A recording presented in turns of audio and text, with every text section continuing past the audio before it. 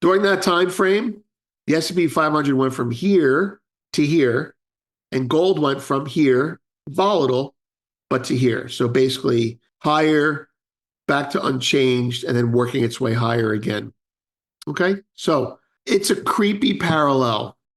Welcome to the Morning Markets and Metals with Vince Lanci, where each morning Vince brings you the financial and precious metals news to get you ready for your day. And now, here's Vince. Good morning, everyone. I'm Vince Lanci, and today's market rundown. It's Monday. We will discuss a creepy analog, remembering the last time the Fed cut 50 basis points.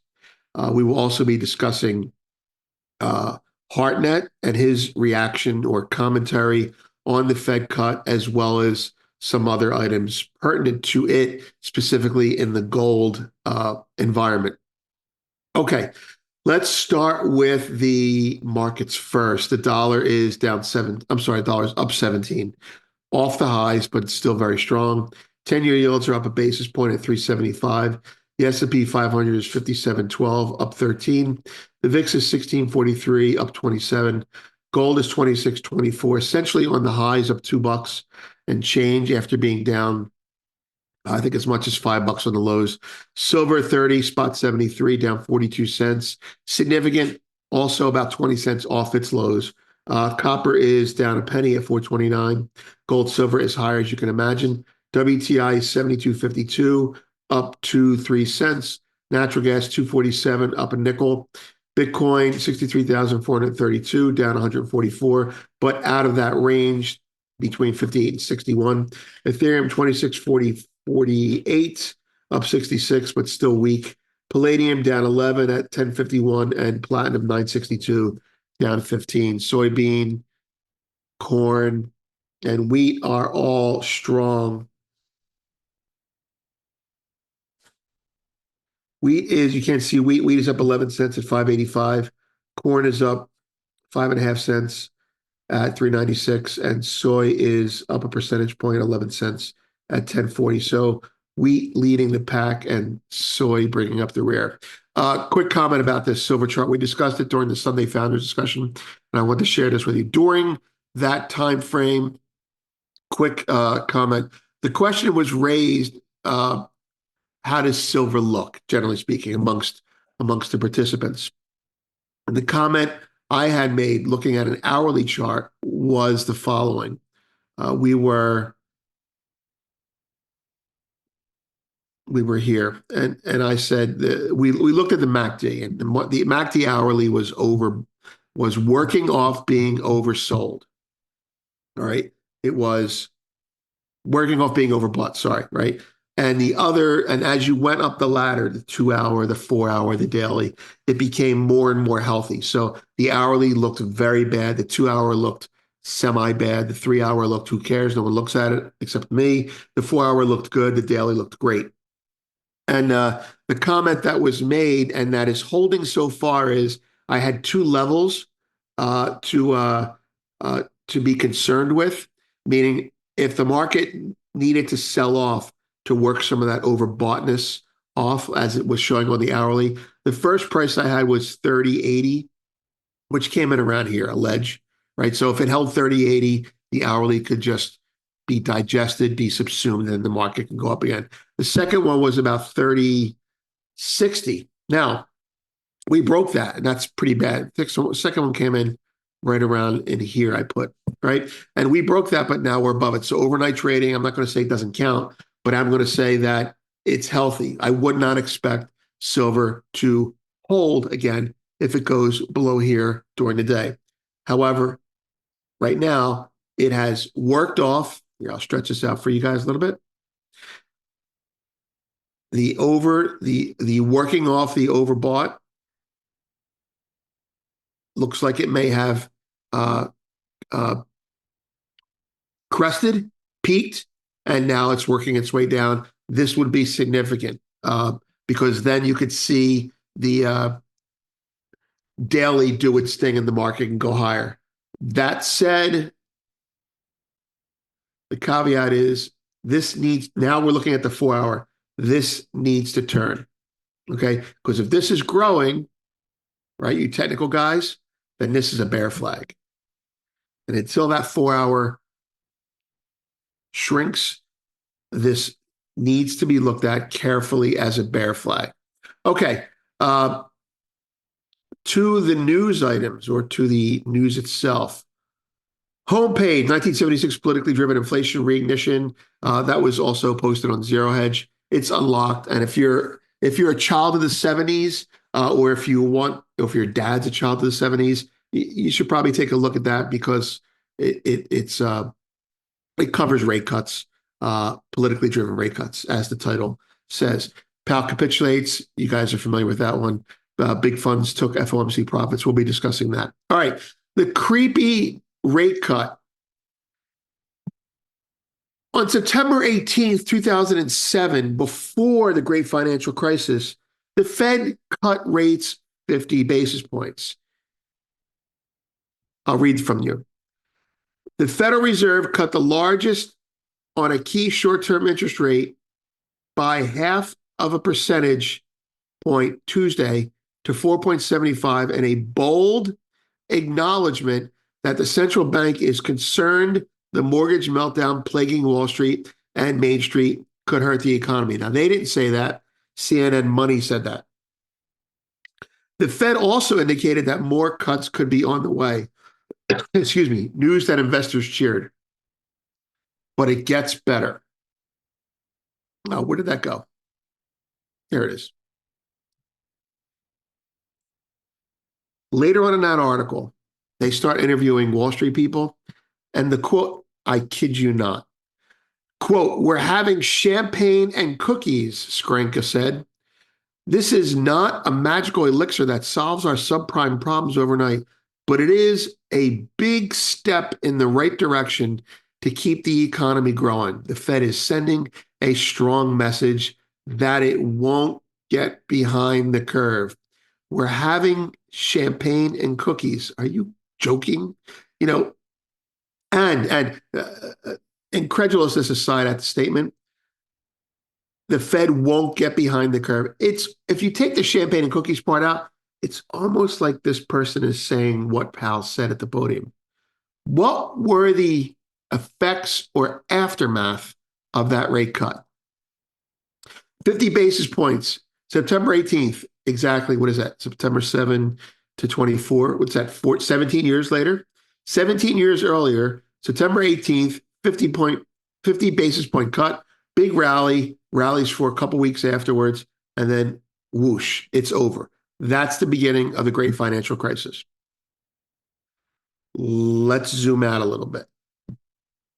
During that time frame, the S&P 500 went from here to here, and gold went from here, volatile, but to here. So basically, higher, back to unchanged, and then working its way higher again. Okay, so it's a creepy parallel. Sorry, and I won't take credit for it. I don't know his name on social media except that he's on Substack. Not Your Advisor. He's an ex-NYU grad. He's a trader, 25 years, man after my own heart as a New Yorker and an actual person who traded in New York markets. Anyway, credit to him. I just threw a couple of charts up there and did a little digging afterwards. Moving on. There are a couple things that we covered over the weekend, and there are other stories as well, but I think these are relevant. Hartnett weighs in. Hartnett, the 50 basis point panic cut. Wall Street loves panic cuts when there's no panic, Hartnett says. Powell's cut was to rescue the small businessmen and prevent them from too many layoffs. No other reason makes sense to him. Hence our title. There is, and this is now I'm quoting Hartnett again, there is a good chance inflation will mutate from Wall Street to Main Street again. And here's a chart that we kind of marked up there. There's a crisis after every one of these circles. There's no crisis here, at least not yet. So he's getting ahead of something or he's politically motivated. Those are the two things. I want to trust him, but I can't because his logic at the podium made no sense. Commitment of traders analysis. We had an extended, this is a very wonky thing, so I'll just give you the bullet points. Big funds took FOMC profits after the Fed announcement. Now, banks are at their all-time high short positions with open interest not near its all-time highs yet. Banks continue to show almost no option exposure. Net fund positions also are now over 55% of total OI, which is higher than the COVID peak. Pretty significant. Here's the 5 days in question. By the way, bank shorts, if you're cheering their losses, the market rallied like another $50 after the COT report. So they're down between $1 and $1.5 billion. David Lee, I think, alerted me to that.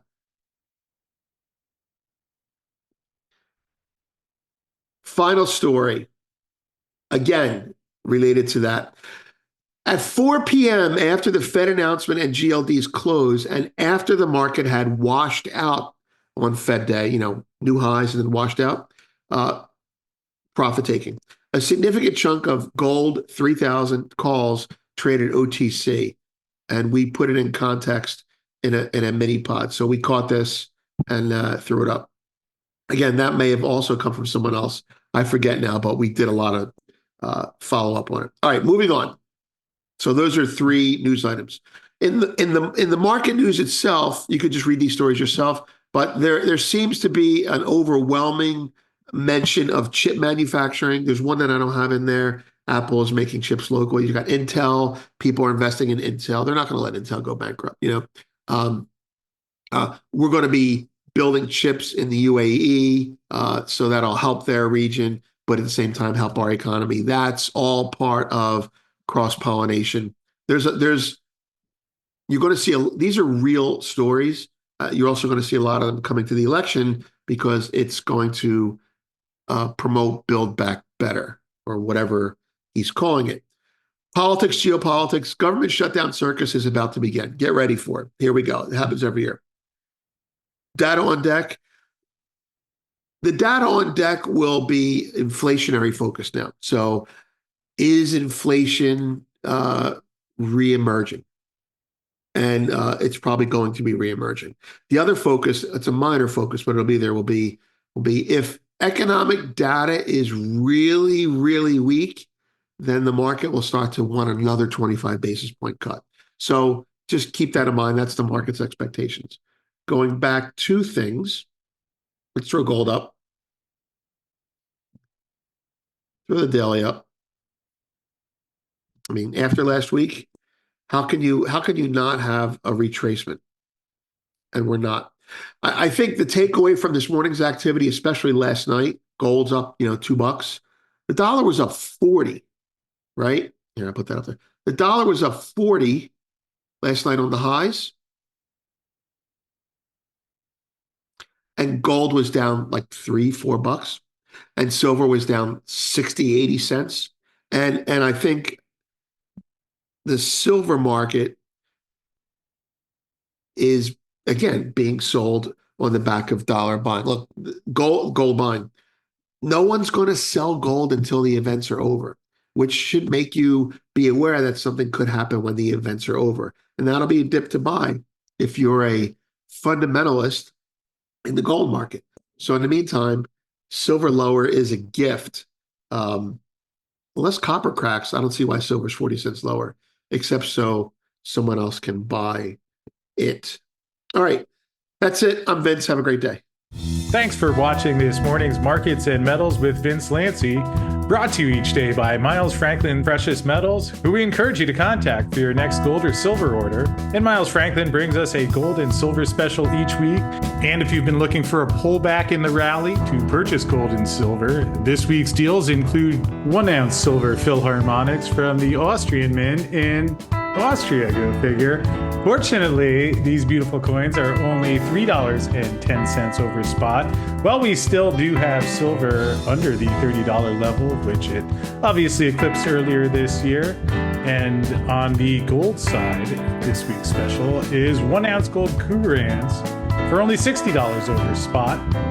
Again, you can place an order by calling 833-326-4653 or emailing us at arcadia@milesfranklin.com. Happy to answer any questions you have. and get you set up with whatever you need. So call us at 833-326-4653. And as always, thanks for watching. Please note that this video is not intended as legal licensed financial trading advice and is to be used for informational purposes only. Please contact your financial advisor before making any decisions, and thanks for watching.